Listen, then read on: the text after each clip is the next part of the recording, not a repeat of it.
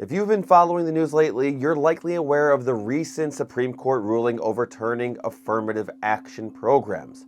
Seems like a pretty big deal, right? Well, it is. Justice Clarence Thomas, in his concurring opinion, pronounced such programs contrary to the colorblind Constitution and our nation's equality ideal. But Justice Sonia Sotomayor vehemently disagreed, arguing that this decision undermined the equality envisioned in the 14th Amendment. Now here's the real twist. The cases against affirmative action were pushed by an advocacy group citing their origins in a surprising place: anti-Jewish quotas from the 1920s.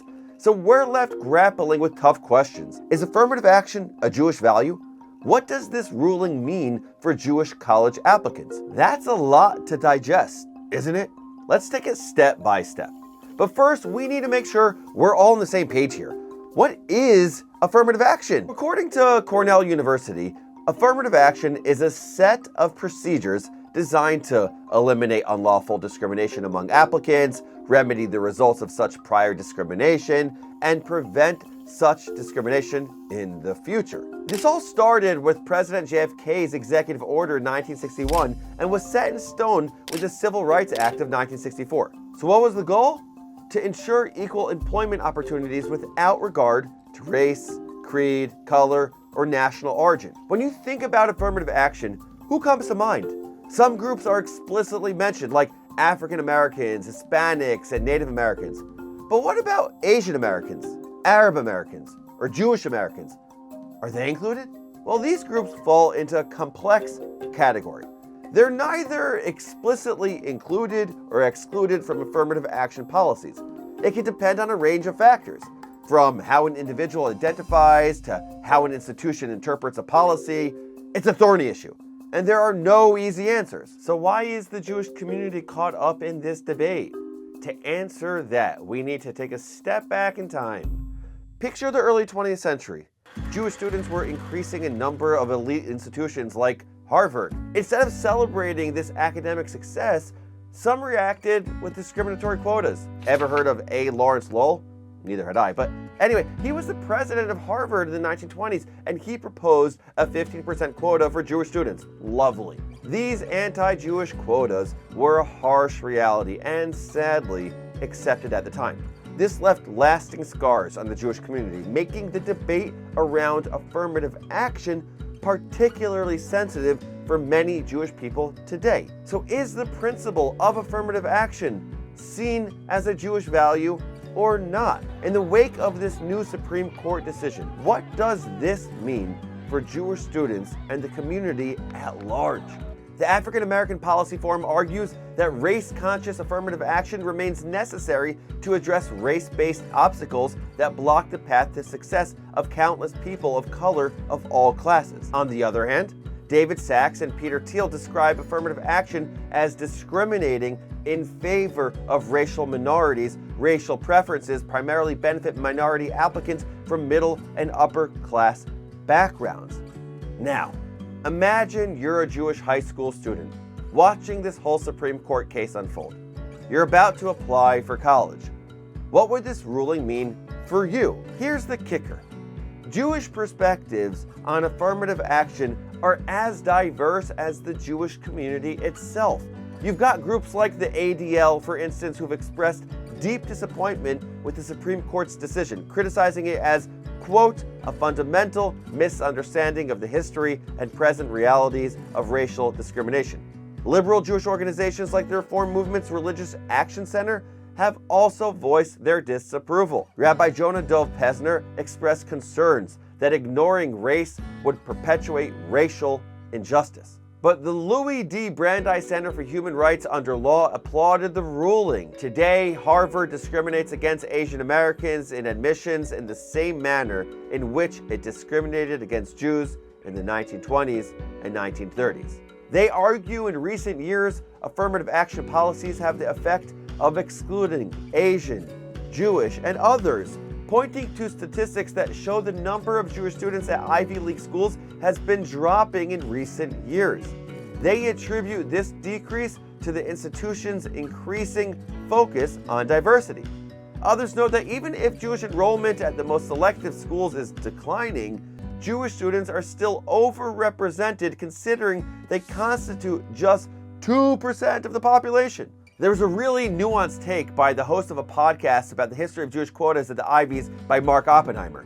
He offered this perspective. Today, I don't think there's anyone in college admissions who's deliberately trying to squeeze Jews out. The quest for greater racial diversity makes it a little harder for many applicants who are perceived as white to get in.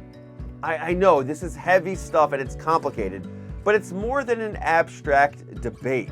These questions directly affect students' lives and the broader cultural fabric of our society. The Brandeis Center believes that this decision will create more opportunity for Jewish students to compete on a more level playing field in the college admissions process. Others view it as a step backward in the broader fight for racial equality. According to a poll, a slight majority, 43% of Jews supported maintaining affirmative action, while 39% favored abolishing it. The other remaining 18%, they were either undecided or unwilling to choose a side. That's what the poll suggests, but let me know your thoughts in the comments below. But initially, Jewish groups, including the ADL, were largely unified in opposing affirmative action due to their experience with Jewish admissions quotas and fear of their recurrence. Over time, the stances of American Jewish groups, including the ADL and American Jewish Committee, have shifted, a move that has been attributed to any number of causes, including increasing alignment with politically liberal causes and recognition that quotas targeting Jewish students were not reinstated. So where does this complex debate leave us? Clearly, within the Jewish community, there's a wealth of perspectives, each one significant in its own way. But let's rise above the noise with these 3 takeaways. Number 1, there's no singular Jewish answer to the question of affirmative action. It's tempting but misleading to cite Jewish sources to categorically argue that affirmative action is right or wrong. Jewish values can be interpreted to both support and oppose affirmative action. Take Vayikra, Leviticus 19:15, for instance. Do not show favoritism. Depending on your perspective, this could be seen as advocating for or against affirmative action. Then there's the off-cited Deuteronomy, Devarim, quote, justice, justice you shall pursue. Everyone could agree with this, right? But how we pursue justice, particularly in relation to affirmative action, might differ dramatically. Let's not forget that not all Jews are white presenting, implying that affirmative action is either universally good or bad for Jews obscures the bigger picture. Jewish diversity means affirmative action policies will affect different parts of our community in unique ways. For Jews of color, these policies could provide valuable opportunities. So remember, there's no one-size-fits-all Jewish answer to this question. Number 2, we need both prophets and guardians. A while back, Rabbi David Cooper once suggested that the Jewish community is composed of prophets, those advocating for a more just and compassionate society, and guardians who focus on the security of the Jewish people and preserving their traditions. In the debate over affirmative action, some play the role of prophets, advocating for societal justice and aiding those held back by systemic discrimination that has often existed.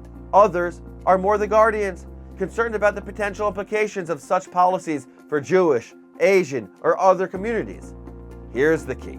We need both the prophets and the guardians. It's not about right or wrong or good versus bad. Both roles are crucial for the fabric of society. It reminds me of the wise words of Hillel the Elder. If I'm not for myself, who will be for me? But if I'm only for myself, what am I? Here's a challenge. If you typically align with the prophet worldview, try to step into the shoes of a guardian. And if you resonate more with the guardian perspective, try viewing the situation through the prophet's lens. This could be a pivotal first step towards a more productive dialogue. And number 3, we gotta start fostering a culture of meaningful conversation.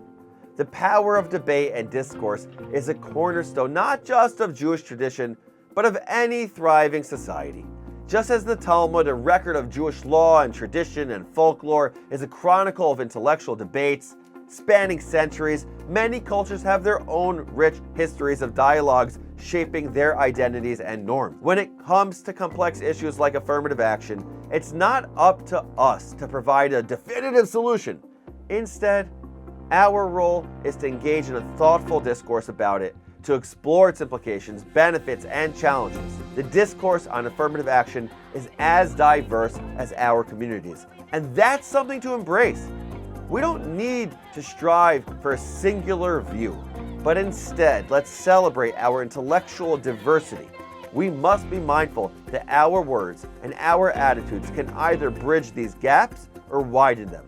Remember, in every conversation, we have the opportunity to choose respect over resentment, curiosity over judgment, understanding over intolerance. By doing this, we honor not only the traditions that value discourse, but also the principle of empathy that underpins any strong community.